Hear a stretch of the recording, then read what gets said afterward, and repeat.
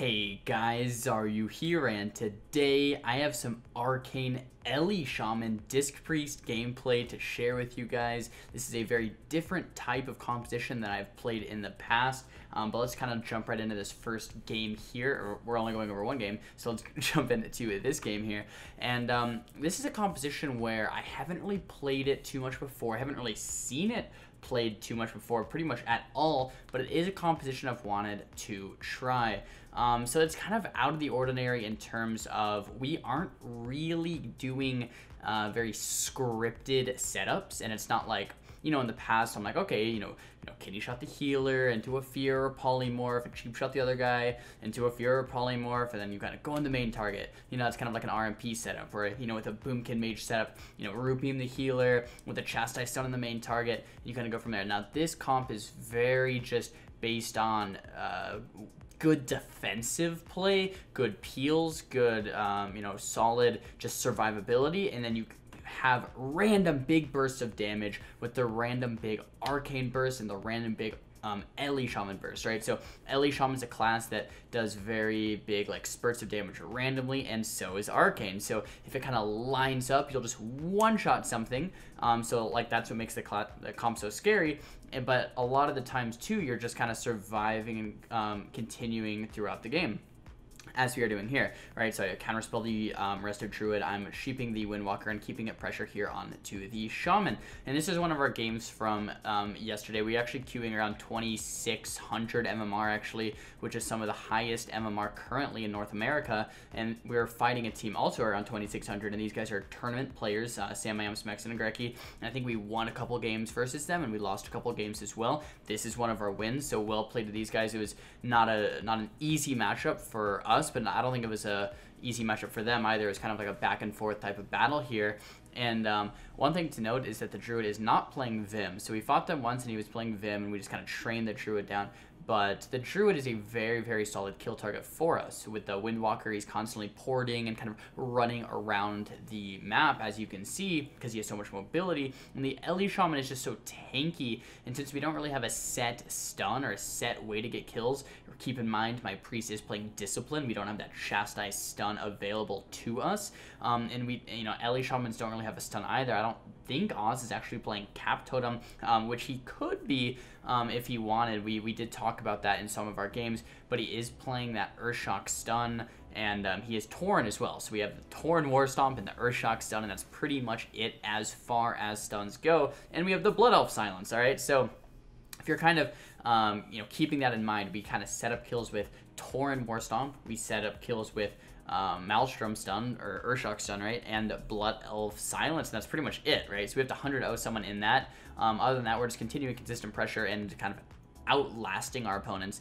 Here in this game, the Restored Druids have such high mana efficiency. The Druid is about 58% mana, and my Priest is about 50% mana as well. So we're almost tied here in mana. If anything, we're losing mana a little bit, so we really have to be wary. I do Ice Block this go. It was Touch of Death onto me. Don't want to make my Priest heal through something that he doesn't need to, but I do have Arcane Power and Presence of Mind available for a nice big setup. Throw out the Invis there. Actually, that wasn't Invis. I thought it was, but I have that Arcane Power. Tons of damage here onto Greki. Get him to about 40% life. He just go Bear Form, get off the Frenzied Retrieve. Looks like he's going to be okay for the time being.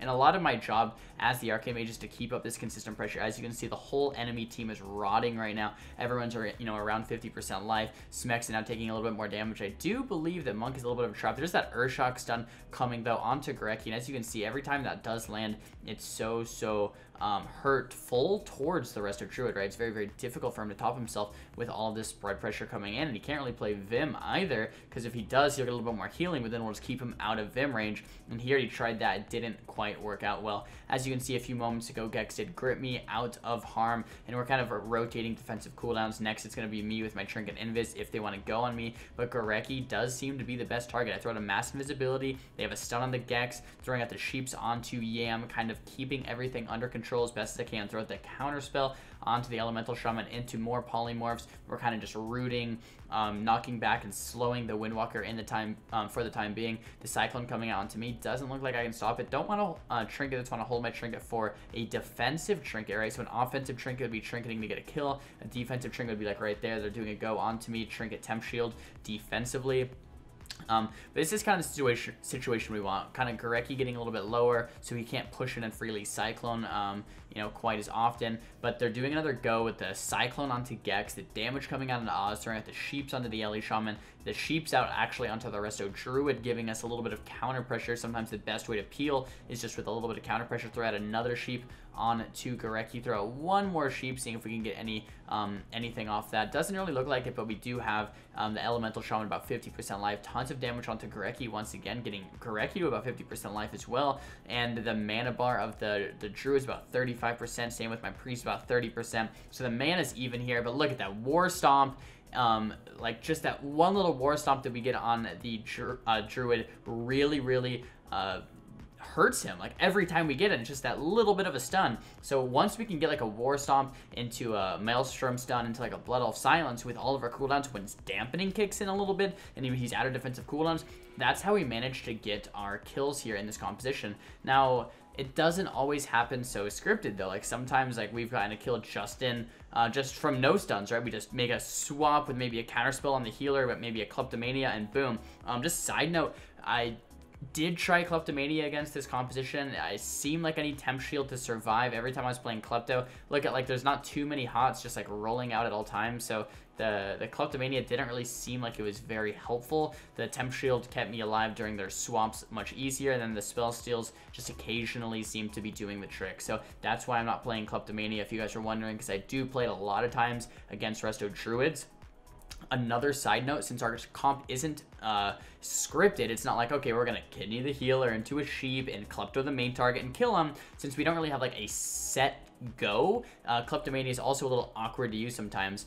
But the Druid's now at 30% mana. Gex is about 45% mana, so we did catch up a little bit in the mana. Blood Elf silence that Cyclone attempt with the full fear now onto the Druid, getting that mark of a Lunathoth, continuing with a little bit of pressure. Wanting to get a little more damage out, do get sheared though. Now that Cyclone coming out, he does fake me on that Cyclone cast. I actually displace away from that Cyclone so I don't get cloned there. Correct, now getting so low. I do get a Hex, and I do offensively trinket there and do take out the Druid. So that's an example of an offensive trinket. Let's go ahead and just rewind there for a second. Normally you want a defensive trinket, but the Druid's 50% health right here, 45% life, dampening is kicked in, he's 30% mana, and at 50% life, I'm popping Arcane Power, Presence of Mind, getting the 2 instant Arcane Blast off. He just gets obliterated right there. Throws out the skin, throws to the bear form, I get Hex, and immediately I see that my Shaman's out of line of sight, throw out the trinket immediately, throw out the orb to get my Arcane stacks back since I just threw out the barrage, and then I'm going to Arcane Missiles to finish him off. So that's kind of how a lot of our kills happen. I was actually joking with my teammates. I'm like, how am I going to make a YouTube video on these games when our kills are so random? Like, it's not like, oh, we did, you know, X, Y, and Z, and we kind of came out ahead, and we kind of set up that kill. It's like, guys, I'm not kidding around with you guys. We are getting kills 100-0 off of a stun, off of a fear, and a Blood Elf silence with just huge Arcane burst and huge Ellie Shaman burst. It's very unpredictable. Reason being, I can't even predict when I'm going to be doing a lot of damage, so the enemy can't predict it, right? So same thing with an Ellie Shaman. Sometimes you do massive damage with those crits. Sometimes you don't do quite as much damage. So it's really very difficult to predict the incoming damage. Guys, if you enjoyed this video, make sure to give it a thumbs up. This is a competition you guys could definitely try out at lower ratings or even higher ratings to push for Gladiator, Rank 1, or any title that you guys are looking for. So make sure to give it a try and let me know how it went down below in the comments. Now, guys, thumbs the video down if you did not like it, and talk to me in the comments about what type of videos you guys want to see in the future. Don't forget to subscribe. Peace.